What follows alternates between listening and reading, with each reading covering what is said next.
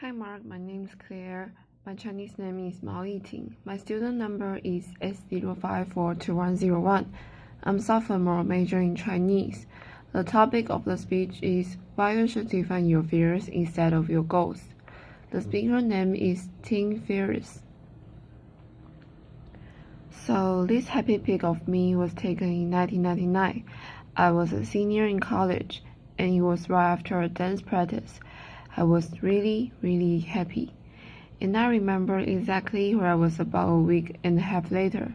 I was sitting in the back of my used minivan in the campus parking lot when I decided I was going to commit suicide. I went from deciding to full-blown planning very quickly. And I came this closer to the edge of the precipice. It is the closest I ever come. And the only reason I took my finger off the trigger was thanks to a few lucky coincidences. And after the fact, that's what scared me the most, the element of chance. So I became very methodical about testing different ways that I could manage my ups and downs, which has proven to be a good investment. Labs. Many normal people might have said 6 to major depressive episodes in their lives. I have bipolar depression. It runs in my family. I have had 50 plus at this point, and I have learned a lot. I have had a lot of at-bats, many rounds in the ring with darkness, taking good notes. So I thought rather than give up and give any type of recipe for success or highlight reel, I would share my recipe for avoiding self-destruction and certainly self-paralysis. And the tool I have found which has proven to be the most reliable safety net for emotional free fall is actually the same tool that has helped me to make my best business decisions. But that is secondary. And it is Stoicism. That sounds boring. Laughter. You might think of Spock, or it might conjure an image like this. Laughter. A cow standing in the rain. It's not sad. It's not particularly happy. It's just an impassive creature taking wherever life sends it ways. You may not think of the ultimate competitor, said Bill Belichick, head coach of the New England Patriots, who has the all-time NFL record for Super Bowl titles. And Stoicism has spread like welfare in the top of the NFL ranks as a means of mental toughness training in the last few years. You may not think of founding fathers, Thomas Jefferson, John Adams, George Washington, to name but 3 students of Stoicism. George Washington actually had a play about Stoicism that was Keto, a tragedy, performed for his troops at Valley Forge to keep them motivated. So why would people of action focus so much on aged philosophy? This seems very academic. I would encourage you to think about Stoicism a little bit differently, as an operating system for thriving in high-stress environments, for making better decisions. And it all started here, kind of on the approach. So around 300 BC in Athens, someone named Zeno of Citium taught many lectures walking around a painted porch, a stoa, that later became Stoicism. And in the Greco-Roman world, people used Stoicism as a comprehensive system for doing many things. But for our purpose, chief among them was training yourself to separate what you can control from what you cannot control, and that doing exercise to focus exclusively on the former. This decreases emotion reactivity, which can be a superpower. Conversely, let's say you are a quarterback, you miss a pass, you get furious with yourself. That can cost you a game. If you are CEO and you fly off the handle at a very valued employee because of minor infection, that could cost you the employee. If you are a college student who said is in downward spiral and you feel helpless and hopeless, unabated, that could cost you your life. so the stakes are very, very high. And there are many tools in the toolkit to get you there. I'm going to focus on one that completely changed my life in 2004. It found me then because of two things. A very close friend, young guy, my age, died of pancreatic cancer unexpectedly.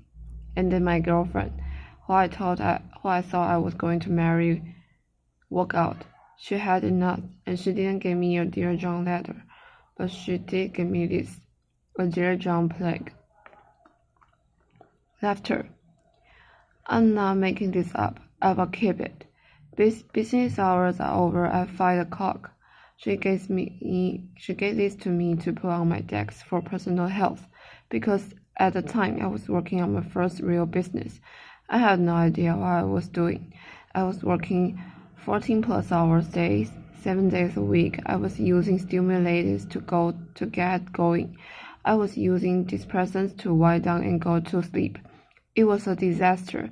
I felt completely trapped. I bought a book on simplicity to try to find answers. And I did find a quote that made a big difference in my life, which was, "We suffer more often in imagination than in reality," by St. Nick the Younger, who was a famous Stoic writer that took me to his letters, which took me to the exercise.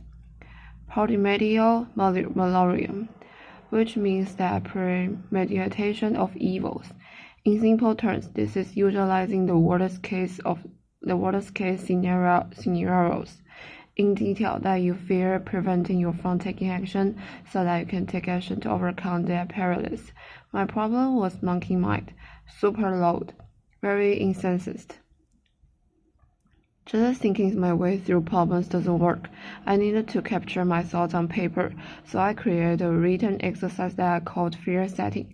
Like goal setting, for myself, it consists of 3 pages. Super simple. The first page is right here. What if I... This is wherever you fear, wherever is causing your anxiety, wherever you are putting off. It could be asking someone out, adding a relationship, asking for a promotion, quitting a job, starting a company. It could be anything. For me, it was taking my first vacation in 4 years and stepping away from my business for a month to go to London, where I could stay in a friend's home in a friend's room for free, to either remove myself as a bottleneck in the business or shut it down. In the first column, define. You are writing down all of the worst things that you can imagine happening if you take the step. You want to 10 to 20. I won't go through all of them, but I will give you 2 examples. One was, I will go to London. It will be raining. I will get depressed. Those things will be a huge waste of time. Number 2, I will miss the letter from Ferriss. I will get audited or raided or shut down or some such. And then you go to the prevent column. In that column, you write down the answer to what could I do to prevent each of these bullets from happening, or at the very least decrease the likelihood even a little bit. So for getting depressed in London, I could take a portable blue light with me and use it for 15 minutes in the morning. I knew that helps stay off depressive episodes. From the iris bead, I could change the mailing address on file with the iris, so the paperwork will go to my accountant instead of to my UPS address. Easy peasy. Then go to repair. So if the worst case scenarios happened, what could you do to repair the damage even a little bit? Or could you ask for help? So in the first case, London, well, I could fork over some money, fly to Spain, get some fun, and do damage if I go into flunk.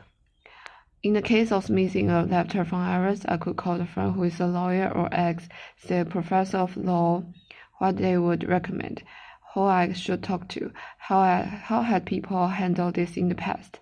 So one question to keep in mind as you are doing this first page is, has anyone else in the history of time less intelligent or less driven figured this out? Chances are The answer is yes. Laughter. The second page is simple. What may be the benefits of an antip or partial success? You can see we are playing up the fears and really taking a conservative look at the upside. So if you obtained whatever you are considering, might you build confidence, develop skills emotionally, financially? Otherwise, what may be the benefits of, set a base hit? Spend 10 to 50 minutes on this. Page 3. This might be the most important, so don't skip it. The cost of inaction. Humans are very good at considering what might go wrong if we try something new, said X for a race. What we don't often consider is extraneous cost for the status quo, not changing anything. So you should ask yourself, if I avoid this action or decision, an action and decision like it, what may my life look like in, said 6 months, 12 months, 3 years. Any further out, it started to seem intangible and really get detailed. Again, emotionally, financially, physically, whatever.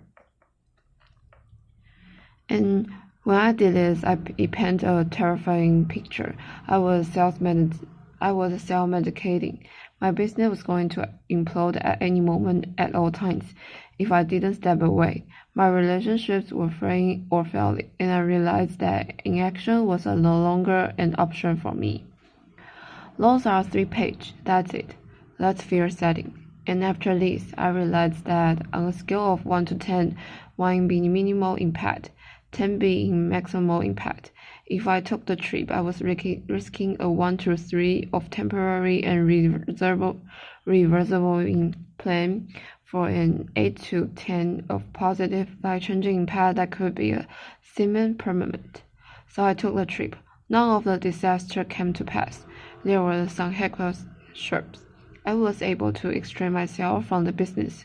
I aimed at extending that trip for a year and a half around the world, and that became the basis for my first book that leads me here today. And I can trace all of my biggest wins and all of my biggest disaster avert back to doing fear setting at least once a quarter. It's not a paniaca. You are finding some of your fears are very well founded. Laughter. But you shouldn't conclude that without first putting them under a microscope. And it doesn't make all the hard times, the hard choice easy, but it can make a lot of them easier. I would like to close with a profile of one of my favorite modern-day Stoics. This is Jerzy Gregorz.